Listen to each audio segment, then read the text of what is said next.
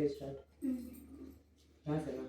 जय भोले बाबा, माँ पार्वती है, गौरी माता है, गणपति बप्पा दया कर हमारे पीछे से पढ़ ले काहे से पढ़ ले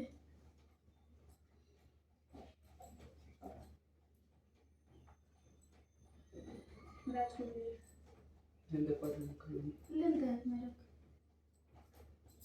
ठीक है। पूजन करने के बाद कथा सुने। सूत जी कहते हैं, मंदार की माला से जिन पार्वती जी को केश पास अलंकृत है और मुंडों की माला से जिन शिव जी की जटा अलंकृत है, जो पार्वती जी दिव्य वस्त्र धारण की है और जो शिव जी दिगंबर है, ऐसी श्री पार्वती जी तथा श्री शिव जी को प्रणाम करता हूँ।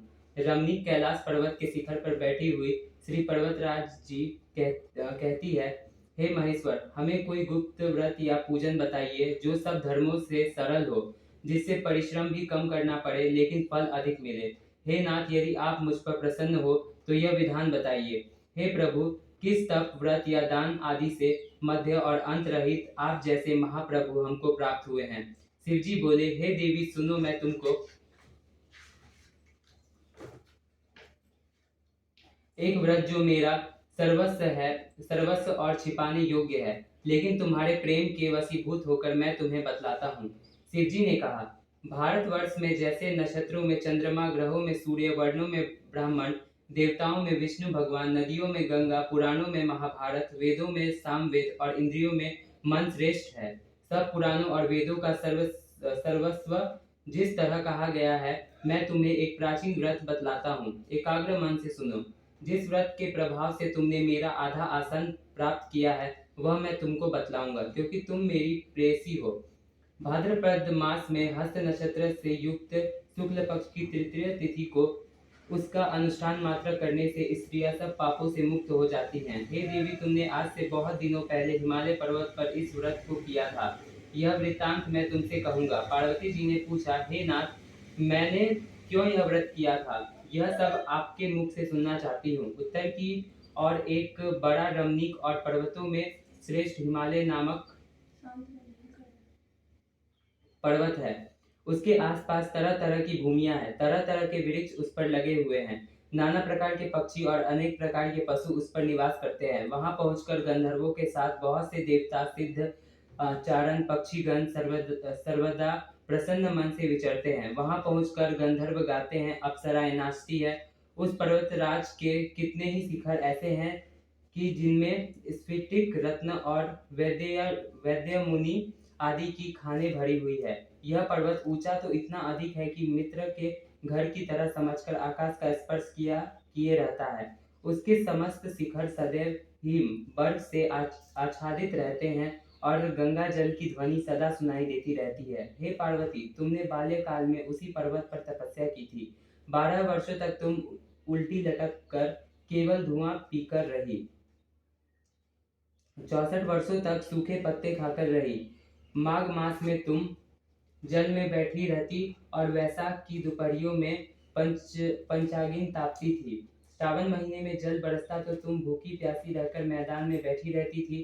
तुम्हारे पिता इस तरह के कष्ट सहन को देखकर बड़ी दुखी हुए। वे चिंता में पड़ गए कि मैं अपनी कन्या किसको दूं।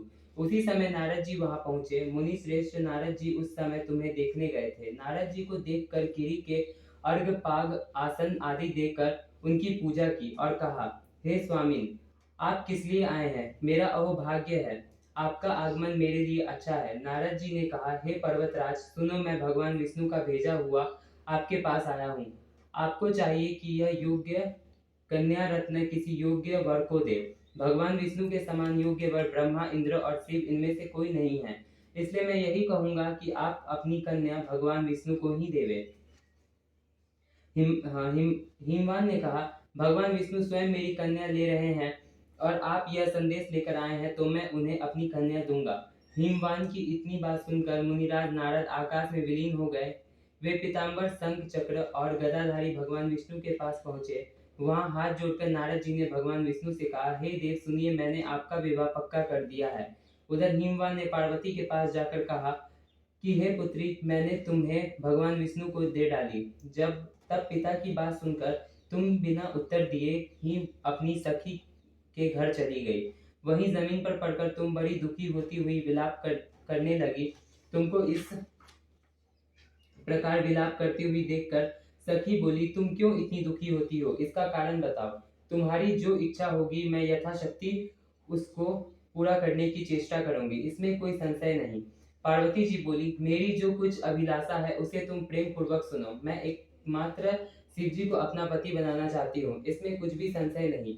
मेरे इस विचार को पिताजी ने ठुकरा दिया। इससे मैं अपने शरीर को त्याग दूंगी। पार्वती जी की इस बात को सुनकर सखियों ने कहा कि शरीर का त्याग ना करो, चलो किसी ऐसे वन को चले जहाँ पिता को पता न लगे। ऐसी सलाह कर तुम वैसे वन में जा पहुंची। उधर तुम्हारे पिता घर घर तुम्हें खोजने लगे।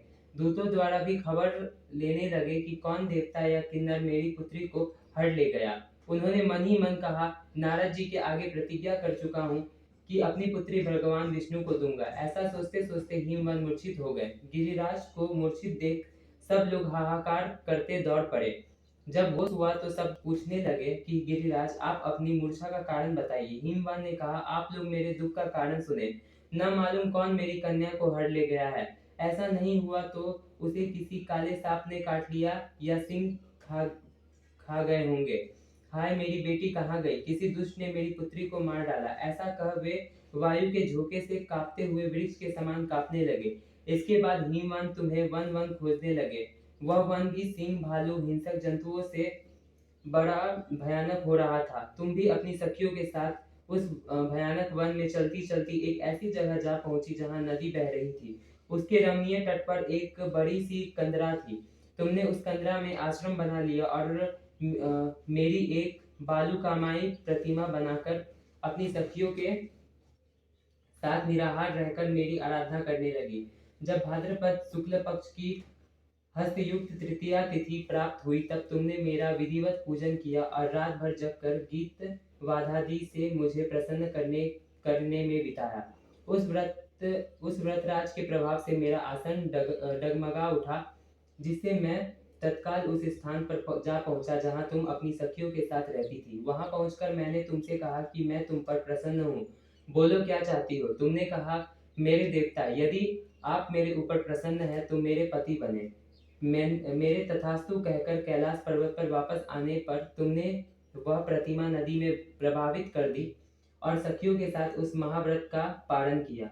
हिमवान भी तब तक उस वन में तुम्हें खोजते हुए आ पहुंचे। चारों दिशाओं में तुम्हारी खोज करते करते वे व्याकुल हो चुके थे, इसलिए तुम्हारे आश्रम के समीप पहुंचते ही गिर पड़े। थोड़ी देर बाद उन्होंने नदी के तट पर दो कन्याओं को सोते हुए देखा। देखते ही उन्होंने तुम्हें छाती से लगा लिया और विलख कर रोने लगे। फिर पूछा, पुत्री, तुम सिंह, व्याघ्र आदि जंतुओं से भरे इस वन में क्यों आ पहुंची?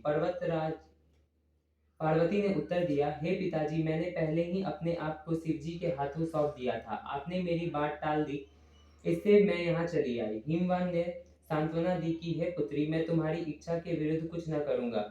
वे तुम्हें अपने साथ घर ले आए और मेरे साथ तुम्हारा विवाह कर दिए। इसी से तुमने मेरा अर्धासन पाया। तब से आज तक किसी के सामने मुझे यह व्रत प्रकट करने का अवसर नहीं प्राप्त हुआ। हे देवी, मैं यह बताता हूँ कि इस व्रत का हरितालिका नाम क्यों पड़ा। तुमको सखियां हर ले गई थी, इसीलिए हरितालिका नाम पड़ा। पार्वती जी ने कहा, हे प्रभु, आपने नाम तो बताया, अब इसकी विधि भी बताएं। इसका क्या पुण्य है? इसका क्या पुण्य है, क्या फल है? यह व्रत कौन करे? श्री शिव जी पार्वती जी से कहते हैं, हे देवी, मैंने समस्त स्त्री जाति की भलाई के लिए यह उत्तम व्रत बतलाया है। जो स्त्री अपने सौभाग्य की रक्षा करना चाहती हो, यह यत्न पूर्वक इस व्रत को करे। केले के खंभे आदि से सुशोभित एक सुंदर मंडप बनावे। उसमें रंग बिरंग के रेशमी कपड़ों से चंदोवा लगाकर चंदन आदि सुगंधित द्रव्यों से यह मंडप लिपवावे। फिर शंख, भेली, मृदंग आदि बाजे बजाते हुए बहुत से लोग एकत्रित होकर तरह तरह के मंगलचार करते हुए उस मंडप में पार्वती तथा शिव जी की प्रतिमा स्थापित करे। उस रोज दिन भर उपवास कर बहुत से सुगंधित फूल, सुगंध और मनोहर धूप, नाना प्रकार के नैवेद्य आदि एकत्र कर मेरी पूजा करे और रात भर जागरण करे। ऊपर जो जो वस्तुएं गिनाई गई उनके अतिरिक्त नारियल, सुपारी, जंबीरी, नींबू, लौंग, अनार, नारंगी आदि जो फल प्राप्त हो सके उन्हें इकट्ठा कर लें।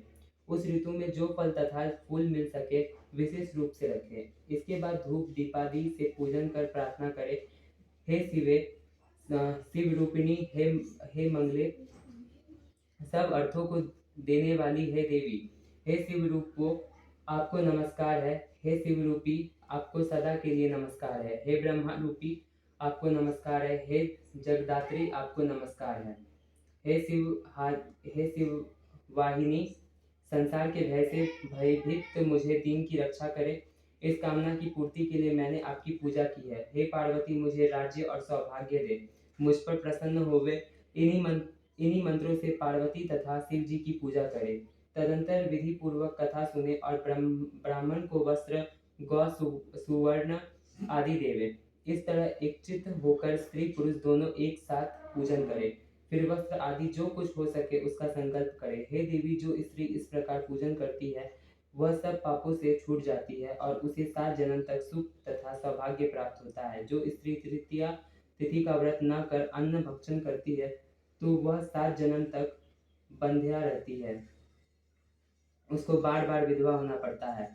वह सदा दरिद्र, पुत्र शोक से शोकाकुल, स्वभाव की झगड़ालू, सदा दुख भोगने वाली होती है और उपवास न करने वाली स्त्री अंत में घोर नरक में जाती है। मांसाहार करने से बाघिन, दही खाने से बिल्ली, मिठाई खाने से चींटी और कुछ खा लेने से मक्खी होती है। तीस को अन्न खाने से सुकड़ी, फल खाने से बंदरिया, पानी पीने से जोक, दूध पीने से सापिन, उस रोज सोने से अजगरी और पति को धोखा देने से मुर्गी होती है। इसीलिए सभी स्त्रियां व्रत अवश्य करें। दूसरे दिन सुवर्ण, चांदी, तांबा अथवा बांस के पात्र में अन्न भरकर ब्राह्मण को दान दे और पारण करें। जो स्त्री इस प्रकार व्रत करती है वह मेरे समान पति पाती है और जब वह मरने लगती है तो तुम्हारे समान उसका रूप हो जाता है।